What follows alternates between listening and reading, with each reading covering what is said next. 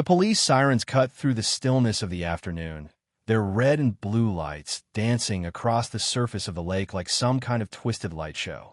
I eased my jet ski to a stop near the dock, watching as a deputy stepped out of his cruiser at the ranch gate. Standing right there with him was Susan, the HOA president from the neighboring community, her arms folded tightly across her chest, her face a mask of smug satisfaction. She pointed at me like I was a criminal caught red-handed. "There he is," she barked, her voice carrying over the water. "He's violating HOA water safety regulations and disturbing the peace." The deputy glanced at her, then back at me, his expression more puzzled than anything.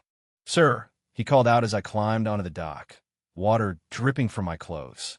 "We receive a report about an unauthorized motorized vehicle on community property." I couldn't help but chuckle under my breath. Community property? "Deputy, this is my ranch. That lake out there? It's part of it." Susan snorted loudly. "Don't try to fool him, David. The association owns access to that shared lake. You can't claim it just because you put up a dock." The deputy adjusted his belt and motioned for me to approach. I walked over, my boots squelching on the dirt path. "You have proof of ownership, sir?" he asked. Without a word, I headed to my truck by the barn, pulled out a laminated copy of the deed from the glove box, and handed it over. It clearly stated, "Private ranch property, including lake and surrounding 12 acres. The deputy's eyebrows rose as he read it. He turned to Susan. "Ma'am, according to this, the lake belongs to him." Her face drained of color. "That can't be right," she snapped. "Check the community maps. He's making this up." The deputy sighed, passed the papers back to me, and said, "Looks like a misunderstanding, ma'am." He gave me a nod. "Enjoy the rest of your day, sir." As I fired up the jet ski again, the engine roaring to life, I caught Susan's glare, furious, unyielding. I knew then this was far from over. But to understand how it all escalated to this point, I need to take you back to the beginning. It started when I finally bought Willow Creek Ranch after 15 years of grinding away in construction, saving every penny. I wanted peace, a slice of the American dream away from the city's hustle. The property was perfect, wide open land, fresh pine-scented air, and a natural lake right in the center. Ducks skimmed the water in the mornings, and evenings were for fishing or tinkering around the place, mending fences or building that wooden dock for my boat. For the first few months, it was bliss. No neighbors breathing down my neck, just nature and solitude. Then spring rolled in, and with it came the trouble. A new access road had opened, linking my ranch to the edge of Oak Ridge Estates, a gated community next door. That's when Susan showed up at my gate one morning, clipboard in hand, her posture as stiff as her forced smile.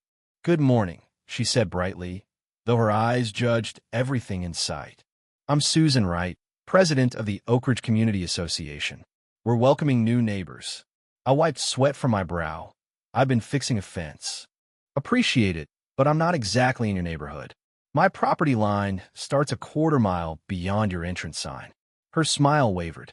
"Well, our guidelines extend to properties that impact the community's aesthetic." "Aesthetic?" I echoed. "Yes," she pressed on, flipping pages. "For example, your barn's color doesn't align with our neutral palette and those boats. We discourage large motorized vehicles near shared water sources." I laughed outright. "Susan, the only water source here is my lake." She froze, her pen hovering. "Your lake?" "That's right." Her expression soured like she'd swallowed vinegar. "Our documents indicate a shared water feature." "Might want to revise those," I said with a grin. That was the spark. From then on, it was a barrage of petty annoyances. Notes taped to my gate about noise, letters citing violations, even photos of my barn mailed to the county zoning office. But the real escalation hit on a sunny Saturday. I just treated myself to a new jet ski after wrapping a big job. The lake was inviting, the water warm. I revved it up and skimmed across, feeling truly free. Then I spotted Susan on her patio, phone pressed to her ear, staring daggers. 15 minutes later, sirens approached. My gut sank as I saw the lights at the gate. Neighbors from Oak Ridge gathered, whispering, while I idled on the jet ski, wondering how far this woman would go. But trust me, that was just the opening act. The next morning, the ranch felt off, tense like a storm brewing. I'd hoped Susan got the message after the deputy left, but no. Around 7, a buzzing noise pulled me outside, coffee in hand. A drone hovered over my dock. There was Susan in her yard, controlling it with that superior smirk. "Susan, land that thing before it ends up in the water," I shouted. "Public airspace," she yelled back. "Collecting evidence of unauthorized activity." "Evidence," I hollered. "You already wasted the cops' time yesterday." The drone dipped lower. I grabbed a fishing net from the shed and snagged it mid-flight. It sputtered and died. Susan gasped. "That's theft. My property. Come get it then," I replied, setting it on the porch. "But one step on my land is trespassing." She stormed off, fuming. That afternoon, a knock came. Not Susan, but 3 suited folks with Oak Ridge badges. "We've had complaints about waterway violations," the tallest said. I sighed. "I'm not in your association. Private land." The shorter one smirked. "Our updated boundary request, filed 2 weeks ago, may include your property soon." I blinked. "You can't annex private land." "Not yet," he said, scribbling. "But the process is underway." This wasn't just nosiness. It was a coordinated grab for my lake. They left papers, guidelines, amendments, a map shading my ranch as theirs. Reason? Preserve community aesthetic and waterway access. In other words, they coveted my water. That night, staring at those documents, I muttered, "Over my dead body." But morning brought wreckage. Dock splintered, ropes severed, boat half sunk. Axe marks everywhere. Across the way, Susan watered plants, 2 composed. Fists clenched, I called the sheriff. The same deputy arrived, surveyed the mess. "You suspect her?" "I know it," I said. "No proof without cameras," he replied. "Get some." He filed a report. Warned HOA fights turn nasty. Over the next week, letters poured in. My property diminishes harmony. Jet skis a noise hazard. Demands for community recreation access. She even posted a sign. Future Oak Ridge lakefront access coming soon. That broke me. I fired up my tractor and dug a trench along the boundary. Deep, uninviting. Morning came. Susan charged over, papers waving. "You can't vandalize HOA land." "That's a boundary," I said coolly. "Call the cops if you want." She did. Sirens again, but this time a sergeant arrived. Susan ranted. "Arrest him for blocking access." He reviewed my deed. "Ma'am, this isn't yours. You're trespassing." Her mouth gaped. "Community maps say maps aren't deeds," he cut in. He escorted her off, but her parting glare promised more. For 3 days, silence. Too eerie. I repaired the dock, painted the barn, but unease lingered. Then Friday, a new sign at my gate. "Oak Ridge Access Zone, restricted entry." Cones narrowed the road. Susan stood there, clipboard ready. "This road's under our policies now. Permit required for machinery." I stepped out.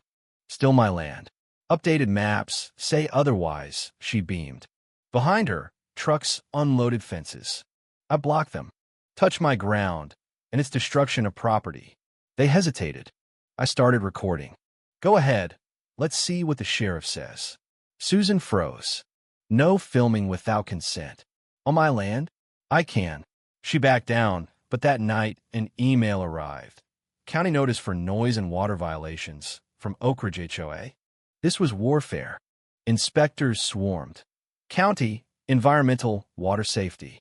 All found nothing, but it drained me. Then, smoke rose near the lake. My storage shed blazed. I extinguished it, but gear was ruined.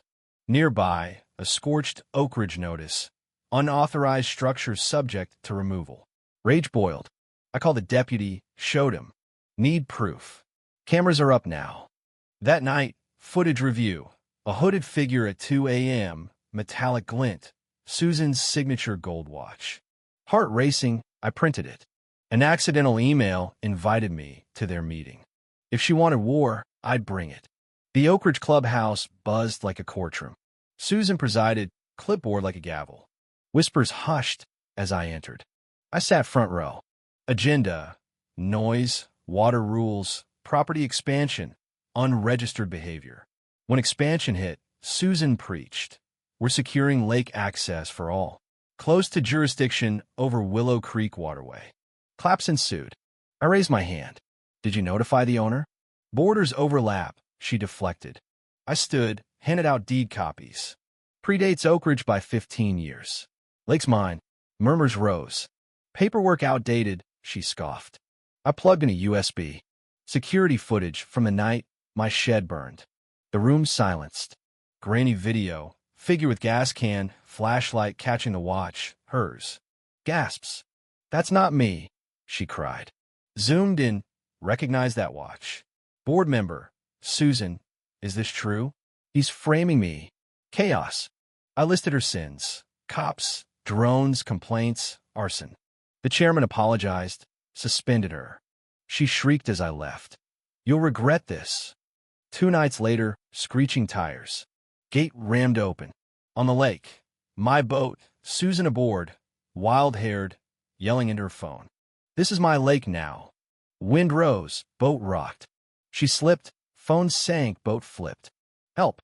Can't swim." I dove in, pulled her thrashing form ashore. Sirens arrived. "Deputy, what now?" I explained. Susan, defeated but defiant. "This isn't over." 2 weeks of quiet shattered by a convoy. White SUVs, Susan leading. Finalizing integration. "Your property joins Oak Ridge." I blocked them. Not how law works. They cited shared ecosystem. Contractors advanced. I whistled. My shepherd charged, barking.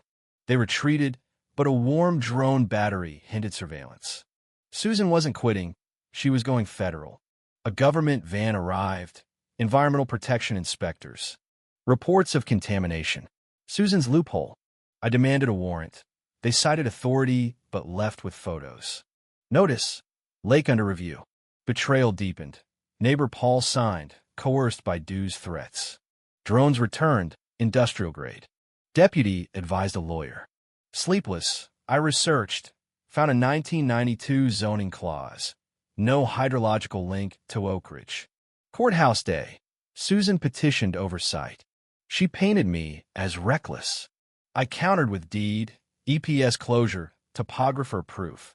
No shared water. Susan erupted. "He doesn't respect order." Judge denied her, issued restraining order. Humiliated, she hissed, "You'll pay." But victory felt fragile.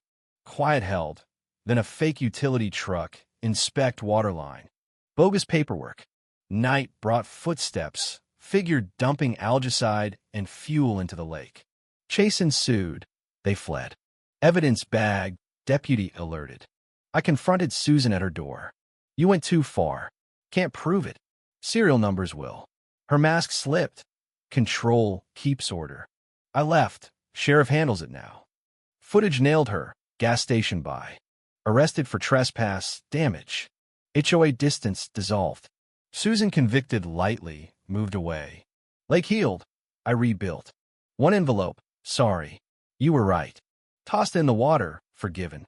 Willow Creek became home again. Peace earned through fight. Sometimes standing against bullies like Susan means everything. What do you think about the violence and injustice in stories like this? Share your thoughts in the comments. Do you side with the landowner or see merit in community rules? Let's hear your stance.